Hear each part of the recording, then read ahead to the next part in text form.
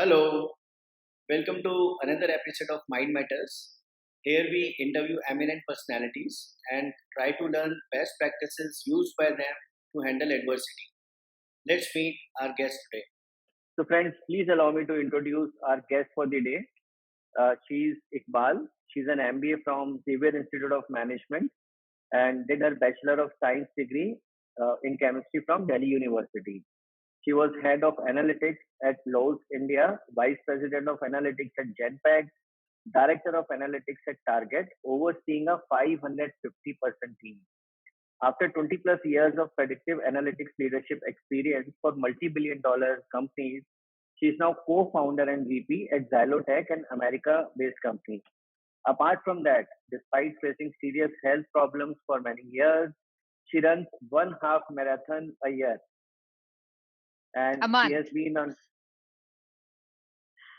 and she's also been on all major mountain treks in Nepal, EBC, ABC, Annapurna Circuit, three passes, and even attempted to scale Island Peak that stands at 6,189 meters and just about missed the summit. So welcome, Iqbal. Thank you, Amit. Happy to be here. So let me start by asking you, you are a marathon runner. I mean, you run a half marathon Half, every half. month. Yeah, even half is not easy. And you also climb mountains. But as I understand, you have struggled with serious health problems for a number of years. So, for our viewers' benefit, could you tell us more about what what health problems did you face?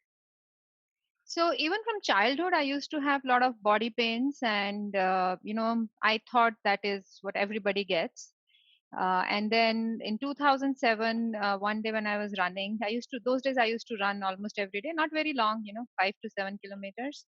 And I got some serious back pain. It came and vanished, but a week later, the pain returned in different places. It took me almost a year to get a diagnosis, and the diagnosis was given as fibromyalgia.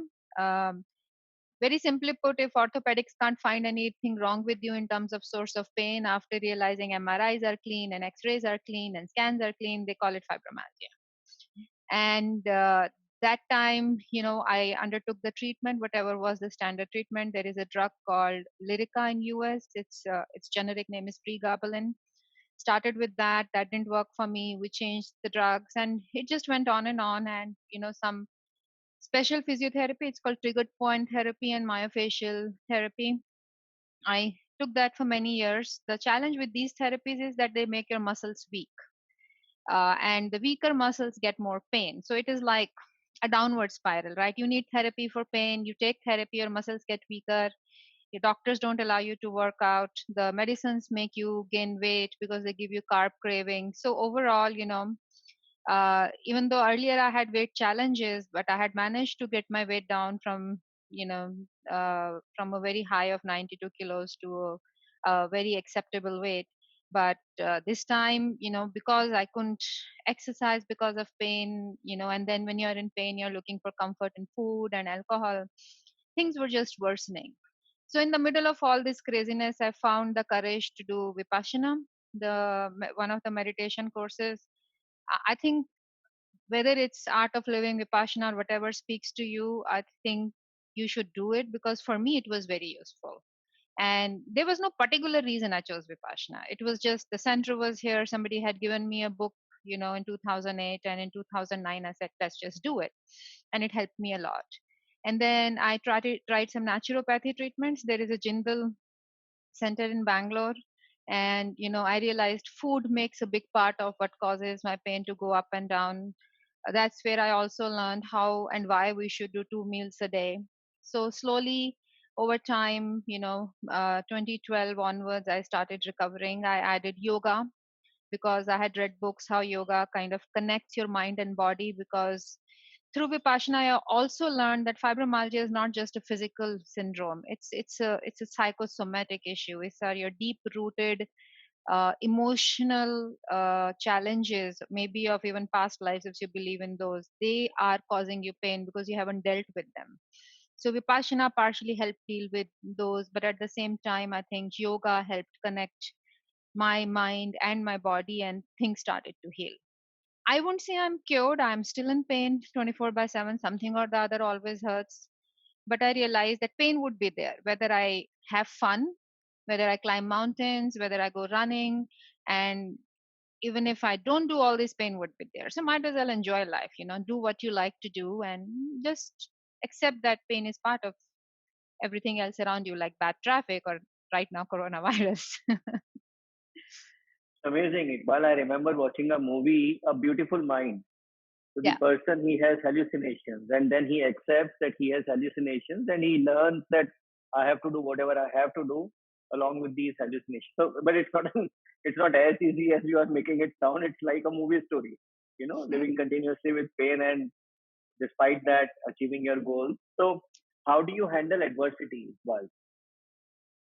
I think what we call adversity is nothing but test of our resolve many times, right? Uh, when we were kids, we wanted something, our parents would say no. Would we not find ways to make them agree? We would beg, we would cry, whatever tools we had at our disposal, we would do that.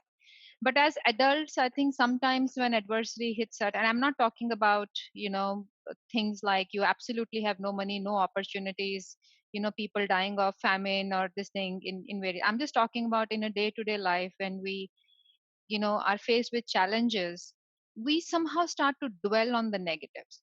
It's okay to feel sad and be down for a while, but it's also important to remember when the good times didn't last, then the bad times are also going to be temporary.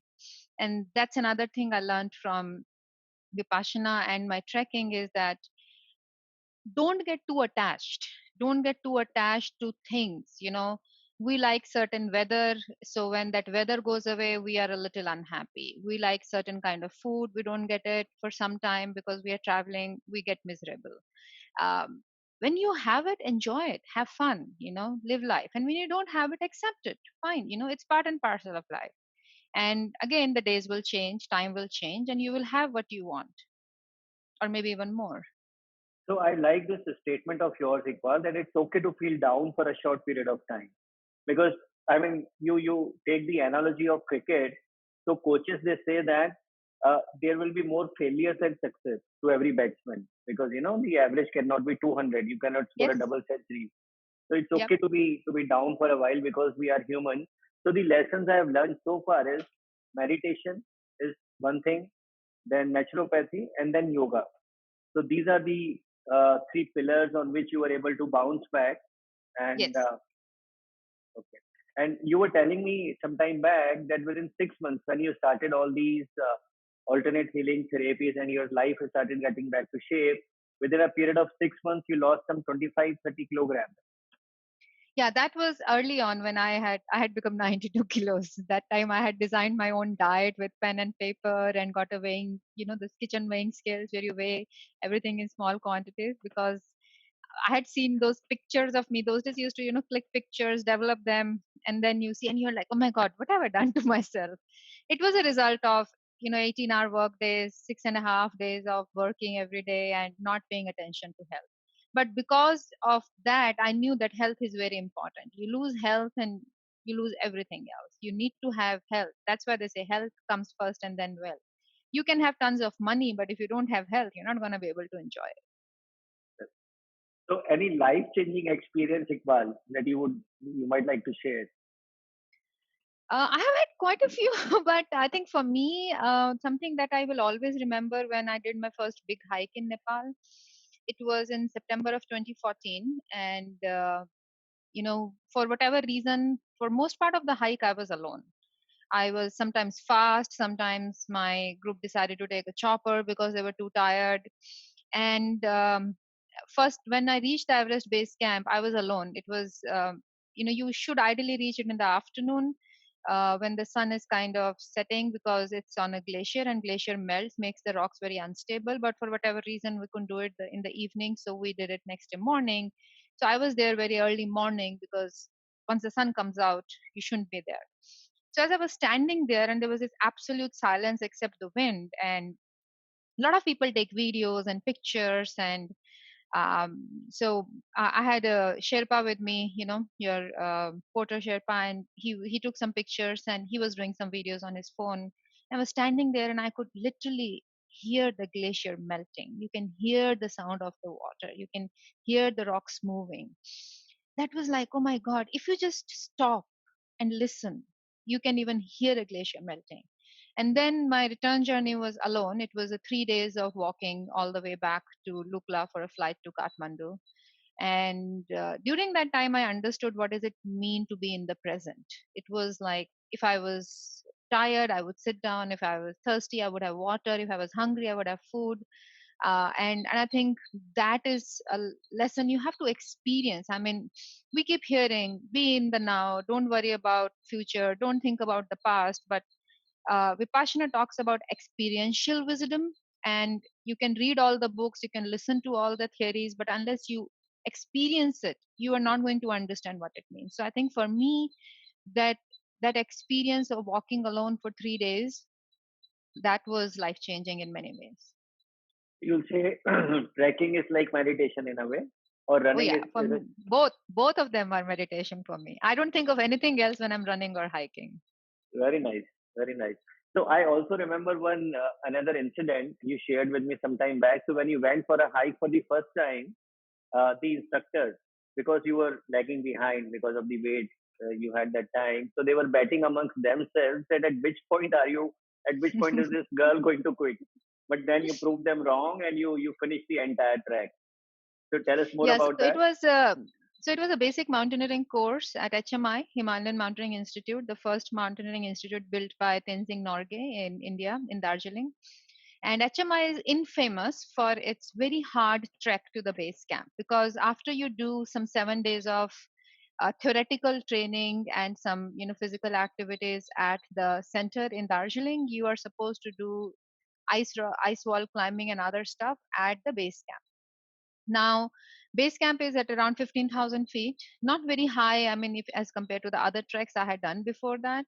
But the challenge is in other treks, I had porters to carry Yes, the primary load. And I would carry a day pack, which was like 5 kilos. But here we had to carry our pack, which was 12 kilos plus 2 kilos water, plus other stuff. So it was like 14 to 16 kilos backpack. And given my height of 5 feet, it was a lot for me. And also the upper age for a basic course is 40, so I was 40 at that time. And not many people at 40 are able to finish the trek. So we started, 80 of us started from the base, from Darjeeling, and only 72 reached the base camp. Out of that, people who dropped were primarily people who were in the older age bracket, like 30 plus, and a lot of young chaps too. In fact, some NCC cadets could not do it. They started to have oxygen related, the oxygen decreases when you go up, related distress. But so I was the oldest member of the batch. I was definitely not the strongest. I was the shortest, and I still was able to do it. And I would say here, one thing that really came handy was my willingness to ask for help. I think first day trek, halfway into it, I realized I cannot carry this for next 4.5 days, because it's a 5 day hike. And I asked for help, and thankfully there were people willing to chip in. For instance, I found somebody. So women were told that we don't need to carry our mountaineering boots. They weigh around 2 kgs. And I realized one lady was carrying mountaineering boots. And I'm like, why are you carrying it? You should have just offloaded it. Oh, I just wanted to see if I can carry. I said, you know what? I will. If you need to carry stuff, I have stuff. I'll give it to you. So I found ways. So she said, oh, but I can't carry more. I said, okay. So we give the boots, to the people who are carrying it on the yak. So we gave her boots, and then I offloaded 2 kg of my stuff to her. Then somebody else came and helped me with the ice sack. Somebody took my harness. Somebody took something else. So my 16 kilos became 12 kilos. And that 4 kilos makes hell lot of a difference when you are, carrying backpack for 10 hours a day and climbing in thin air. So that's how I managed to reach the base camp. so a very important message here is that when you are down or when you are, you need help, it's always better to ask, and people generally will help. Oh, yes, they will do. But in this particular incident, I would say that you were not facing two challenges of carrying a weight and climbing a difficult track. You were also facing the challenge of the negativity others were thinking about you. Because as a healer, I show it in my workshops also. When you start having negative thoughts about somebody else, the energy levels of that person, the aura of that person starts going down. So to be able to face three challenges simultaneously while battling all those other issues, so you need to have a very strong willpower. So happy to know that by God's grace, with your willpower, you were able to meet all these challenges simultaneously. So Iqbal, coming to the next point, see, I know for a fact that you are into a lot of activities, and by God's grace, you are able to do them simultaneously. You are also into philanthropy. You used to do. I knew that during pandemic, during lockdown, you were going out personally and doing community service and distributing food. And you manage your own startup, which I know is a very difficult task, managing a startup and duties as a daughter, as a wife. So how do you stay energetic? How do you manage to do all of this in the current times? I think it's all about organizing yourself, right? Before the pandemic, I had maid, I had cook, and I had a working dishwasher which conked off just in time for the pandemic. So now suddenly imagine my life turns where I have to clean. I had not cleaned my house like that, the way our house help does. The mopping and the sweeping. I would do it occasionally, but not do it every day or not do dishes every day. So suddenly now I have to do all that, right? And cooking, I'm assisting in the kitchen because my mom is loves to cook. So suddenly all this has started to happen, and office work is not going anywhere else. And I still want to run because I don't want to murder somebody, because running keeps me sane. Now how am I going to do it? So I realized first I need to make a plan. How many days will I run in a week? What times will I run, according to the pandemic situation? Because that time we were not going out of our campus at all. So in the campus, people also wanted to walk, and I didn't want to come across them all the time. So I made a schedule, like I will run from 5 a.m. to 6:30 a.m. Then I will do this, and I will do that, and I will start working. And since I do 2 meals a day, it really helped because I would have my first meal by 10:30, 11, then start the work, and then have the second meal, and then continue the work. So it helped to organize things. It helped to organize chores. Everybody got their chores. So my husband had to do certain time, of the day dishes. I was doing certain other time of the day. My mom was in charge of the cooking. I was in charge of the cleaning. And that's how we even decided the days we will do our laundry, because we could not just randomly decide to do laundry now. And I found that that worked beautifully.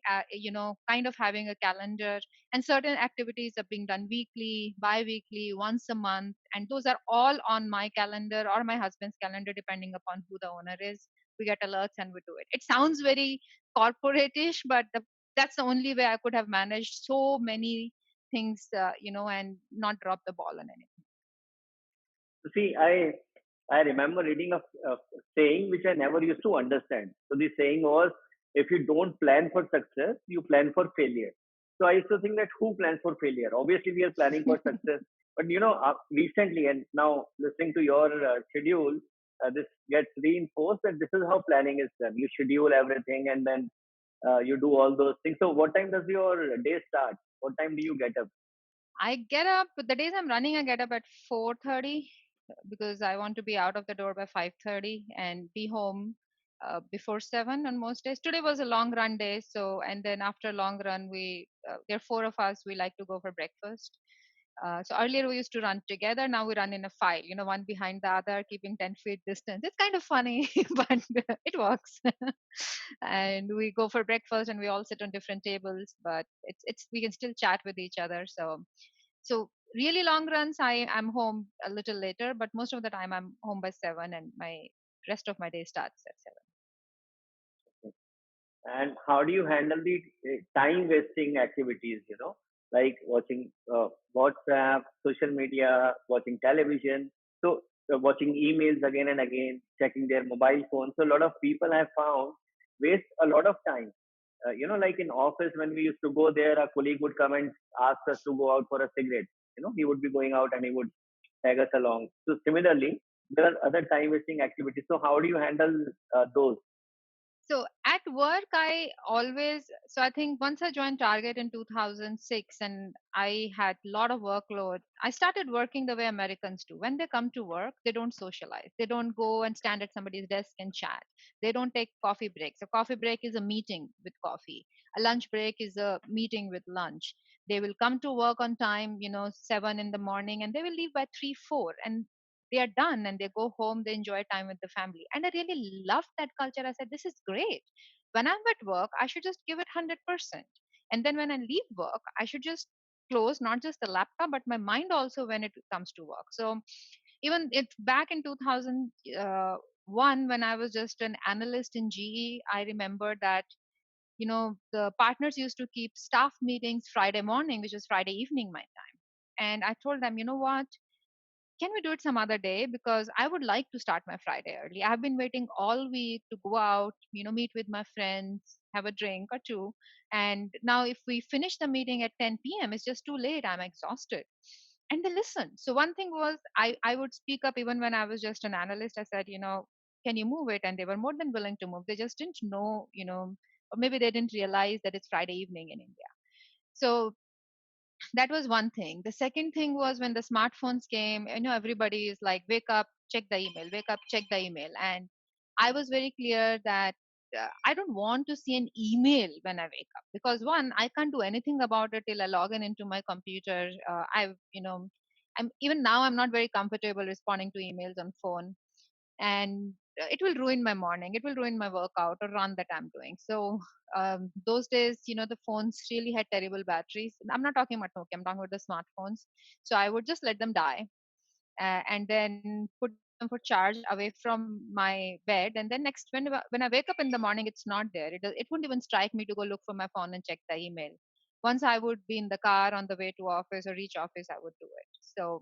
So even today, I don't have WhatsApp notifications on except for a handful of people. I don't have email notifications on. I don't have Slack notifications on, because if I'm in a meeting, I don't want to be disturbed by that. And it looks very bad that in a meeting I'm checking my phone or checking Slack message, or looking at email notifications. I don't watch a lot of TV. It's a very scheduled affair on Saturday or Sunday with a particular movie that I would like You to watch with my you spouse. don't watch TV at all. No, not this Tata Sky or stuff like that. No, I don't anymore. Very nice, very nice. So when you are busy in work and somebody has to contact you urgently, maybe a family member, your husband or your mom. So how do they manage to do that? They have to call me. Okay, So for me, it's very clear that if it's urgent, you will not text, you will call. So okay. for me, text is not urgent. So I Like don't uh, respond very well to text. I take my like time. I've so many people I have seen. You send them a mail and there is an automatic reply. I only check my mails twice a day. So in case I'll check and reply by 12:30 or 6, or in case it's something urgent, you may call me. So you are already doing those practices. Yeah, it works. I don't keep an automatic reply because they know that if it's urgent, they have to call me. I think it's Very also nice. setting expectations right, So now I don't, from the time I told people in G that, you should move the staff meeting, I don't keep meetings on Friday evenings. I don't have meetings after 5 today. And, uh, and it takes time for people to understand. So in my current company as a startup, it was very hard for me to institute this because, we were a very small team. And if a client wants to talk on a Friday morning, I was very clear that if the client wants to talk, he has to wake up early. And if it's going to be late, please record the meeting. I will listen to it and I will give my inputs later.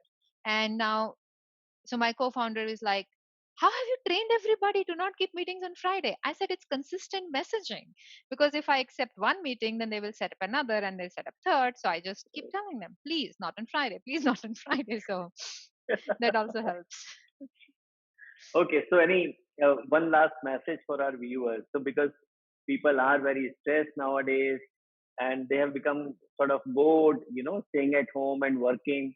So how should they motivate themselves and face these situations? Um, I know it's not the same situation as being in a prison, but sometimes it does feel like, right? You are kind of inside the four walls, interacting with always the same people. And even though you love them, sometimes they get on your nerves. And small little things that you could have ignored very easily because you had a lot going in your life, but because now even if you go out, there are no restaurants to go have fun with. Even if you want to hang out with friends, not many friends are comfortable with you coming their home, or you are probably not comfortable inviting them in for a variety of reasons. So I guess one of the things that we have to do is just look outside and see what other people are going through, right? I mean, when I went for one of the food distributions, I still remember. So the process of food distribution is, so these are grocery kits, and you have to take police with you because you will kind of get looted if you don't have police. Correct. So the Correct. process is this, that the all this immigrant labor has a kind of a leader, thekedar, right? And the thekedar takes the list of the people under him, and then he submits it to the police. And then the different so like this was done by Goldman Sachs. So Goldman Sachs funded this grocery kits, and then we partnered with a Rotary Club, and then we went with the police to distribute them because there are too many people, so you need a lot of volunteers to control them, queue system and all. So now what happens is, if your name is not in the list submitted by Thekedar to the police, you will not get a grocery kit. And there was this guy, okay, and he was limping, and he must be around between 50 and 60 years old. And he said that he was away looking for work when the names were collected, and now his name is not there. And he was crying. I mean, he was literally the tears coming down his face. And I was thinking, for me, the biggest worry is boredom, and for him, the worry is that he won't have food for his Survival. family tonight. It just put Yeah. the things in perspective. And you could see, and it was very sunny that day, I still remember, and we were wearing gloves and masks and everything, right? And while I had water, I didn't want to open it and touch, because sometimes you end up touching people because they're not listening. You have to, there were a lot of reasons you ended up touching them or going very near them. So I was like, so 4 hours in the sun, no water. And I was like, oh my God, this is hard. And then I look at these people standing in the queue, and I'm like, no, it's not hard. It's not hard at all. It's just an inconvenience. So yeah, so we just have to look at other people who are, less Correct. fortunate than us. There is a very good saying that my husband goes by, that if you are grateful, you cannot be unhappy. So Correct. just be grateful for what we have. And to be True. honest, in spite of the lockdown, except for the first 15 days when the supply chain wasn't sorted out, I haven't had any issues with food. In fact, I am getting better food because a lot of wholesalers who have not been able to sell through the regular channels have contacted apartments, and they are delivering high quality goods at lower price to the complexes. So uh, I would say just be grateful for what you have, and you will realize things are not that bad. That's a very powerful message, Iqbal, being grateful. But I think all the messages that we have received are very powerful life lessons. So thank you so much for joining us, Iqbal, and sharing your life experiences and such beautiful messages. Thank you so much.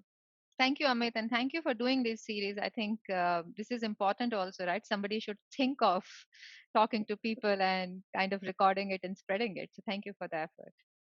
Thank you. All the best for your future, Iqbal. Thank you. Thank you. So, friends, the learning that we have taken from this session is, first, we have to have a good mindset, and if good times didn't last, so would bad times. They also won't last. Don't be attached to things. It's okay to feel down sometimes. Then there are success habits that we need to inculcate, which are meditation, yoga, and naturopathy. Then we start to plan our day. We need to schedule the important tasks so that we don't miss out on anything and we complete all our tasks. Then we need to avoid time wasters, which is no television, no social media. And finally, we have to be grateful. Thank you, Iqbal, for this wonderful learning. Friends, keep watching these videos and thank you for supporting us. Thank you.